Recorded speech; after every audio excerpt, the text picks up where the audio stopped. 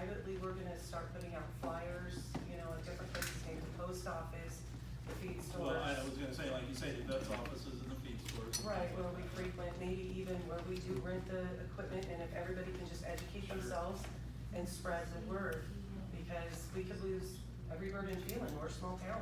There would be some other community organizations that might appreciate you coming by and speaking to them as well. But some of them are always looking for guest speakers, by the way, like the Kiwanis Club and the Chamber of Commerce and things like that. So that might be, we can work with you with a list of those organizations. Great. If you need a facility to host meetings, if you have meetings in the community, we'd be happy to provide the building for you. You can utilize this room Great. for that type of meeting. Great. Okay. Thank you. Thank you, Ed. Is there anybody else that wanted to address? Go ahead. I just walked in. Yeah, I'm from Paris. I'm not from here. So I came to speak on behalf of your residents, because I don't know how many of you guys are aware of Newcastle. She was just speaking. Yeah, she was, but I don't know if any of you have been made prior. Okay. Okay. What we have going on in the Riverside area, Paris, Nuevo, Homeland, Jurupa, Miraloma, Norco, we have the CDFA basically going to people's homes, and it's basically acts of domestic terrorism. What they're doing is they're coming in and misleading people. A lot of these folks are in between their citizenship status, and Governor Newsom has declared us a sanctuary state, but these folks are being forced to sign paperwork, and under the Fifth Amendment of the Constitution, they aren't being indemnified for their property. So that's one problem we have. Second problem we have going on, and a little bit about me. I'm a retired law enforcement officer. My husband is a deputy, and we're good people. He's a double combat veteran. And I was dealing with the CDFA all week, and I've recorded everything with them.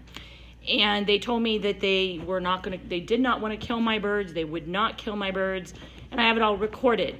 They showed up at my house on Good Friday, and I had a note from the state vet, because her and I had been in correspondence that no action would be taken until we spoke. That was at 7:56 on a Thursday night. Friday at 1 o'clock, they pulled a warrant on my house, and by 3 o'clock, they were there with my 4 children, and they slaughtered my pets. And when I say slaughtered my pets, they snapped the necks, they broke legs, they put them in insufficient trash cans, so you could hear them half alive, half dead, the opening it up, closing it. My kids are screaming in terror. I videotaped it all. I have been on NBC, I have been on ABC, I've been on Valley News, I've been on Press Enterprise, because I'm trying to spread awareness. What I'm doing now is I'm kind of on a little bit of a mission to stop them from their inhumane euthanasia, and they aren't providing conclusive test results to know even what we're dealing with. My warrant said that it was Newcastle or influenza. What that means is they had to come up with something that was probable cause. The day when that happened, I had deputies at my home, and I met with my sheriff, who was Chad Bianco, 2 days prior to community relations. We resolve problems. We tackle them before it becomes a problem.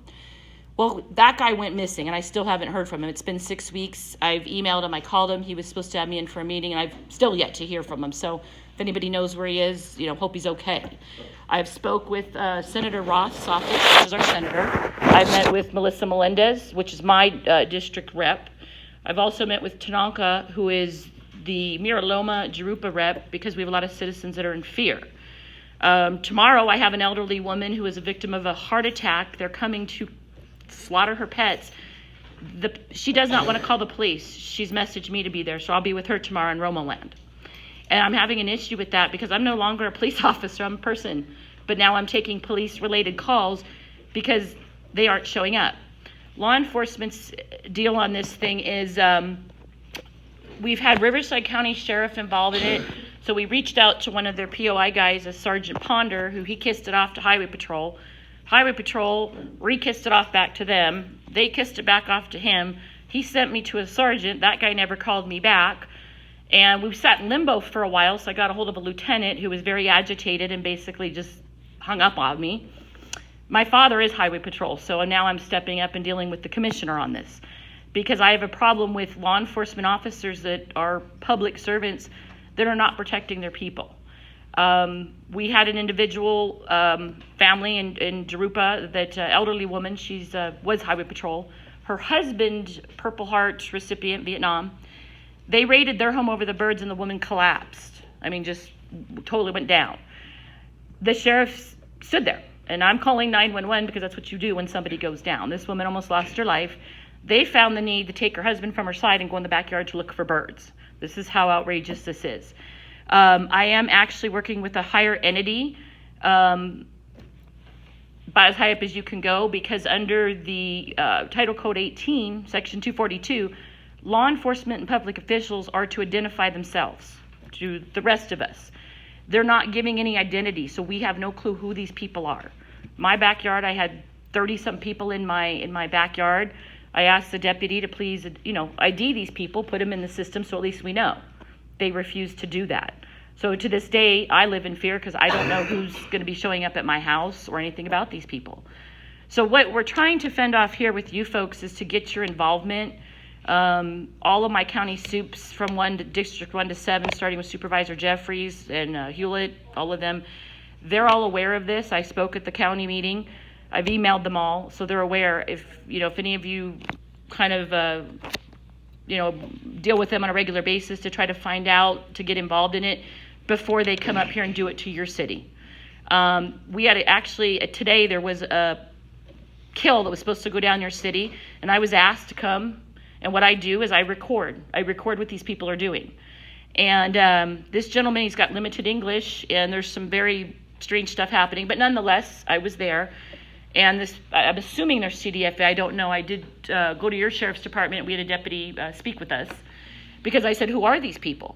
Because when we were arrived at our friend's house, who I'm a guest, they're here. Okay, can we help you with ID? You're all dirt roads. They like burned rubber and peeled out of here. Strange.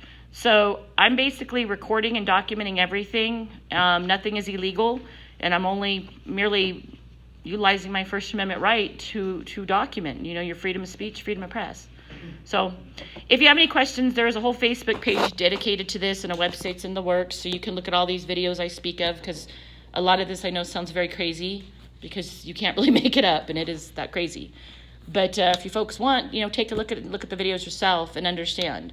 If you want to reach out to any of the officials of Riverside, I can leave you guys the pictures of everything. I mean, we have men walking around town with assault rifle type of things because they are shooting these birds. And you've already had a kill that was supposed to happen today here. And luckily they didn't like me and they ran away. So that gentleman's birds are safe for today. But before it becomes a problem, I think it would just be helpful to... You say here, where was it? It was actually off of Juniper Road over here. This way, Juniper. About a mile from here maybe. And there's been a lot of people have taken photographs because they'll walk around town in their booties and they'll kind of walk around. They'll peek into people's property. And you have a lot of people that want to utilize their Second Amendment rights because they want to protect their home and property. We have no ID. That's not advisable, of course. Yeah, no, I don't encourage any type of violence. But in fear, bad things can happen. And we want to try to not let that happen. I don't want to cut you short. No. Sure. Way out of our building, except for this Juniper incident, not even here in our area so far, but thank you for coming. Okay, I have an incident number from your sheriff's department over here, so I could leave it with you, and if you want to follow up with them. I don't see a need myself. Okay. Well, just letting you know, because if it's coming up here and you start having these type of problems, it's probably not going to be real good. I'm sure we'll hear about it. Yeah, I'm sure you will. Thank you very much. Anybody else? I'll get you